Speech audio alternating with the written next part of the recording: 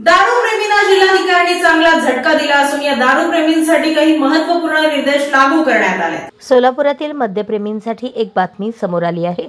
या बातमीच्या अनुषंगाने जिल्ह्यातील विविध ठिकाणी दारूबंदीचे आदेश देण्यात आले आहेत। सोलापूरचे जिल्हाधिकारी कुमार आशीर्वाद यांनी हे आदेश काढले आहेत।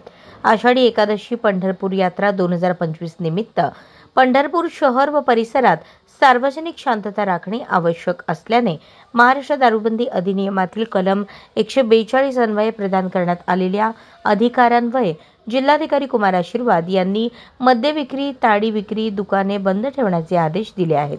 4 जुलै 2025 ते 7 जुलै 2025 रोजी पंढरपूर शहरातील आणि पंढरपूर शहरापासून 5 किलोमीटर त्रिज्या परिसरातील सर्व देशी विदेशी मद्य विक्री आणि ताडी दुकाने संपूर्ण दिवस बंद राहतील।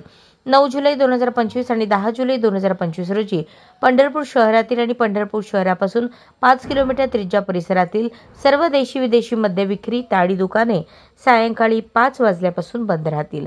आषाढी एकादशी पंढरपूर यात्रा 2025 निमित्त श्री तुकाराम महाराज आणि संत श्री ज्ञानेश्वर महाराज पालखी मुक्कामाच्या ठिकाणी सार्वजनिक शांतता राखण्यासाठी मद्य विक्रीची आणि ताडीची दुकाने बंद ठेवण्याचे आदेश देण्यात आले आहेत। सोमवार 30 जून रोजी नातेपुते पूर्ण दिवस बंद राहील।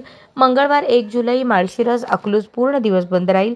बुधवार दिनांक 2 जुलै 2025 वेळापूर बोरगाव श्रीपूर माळीनगर पूर्ण दिवस बंद राहील।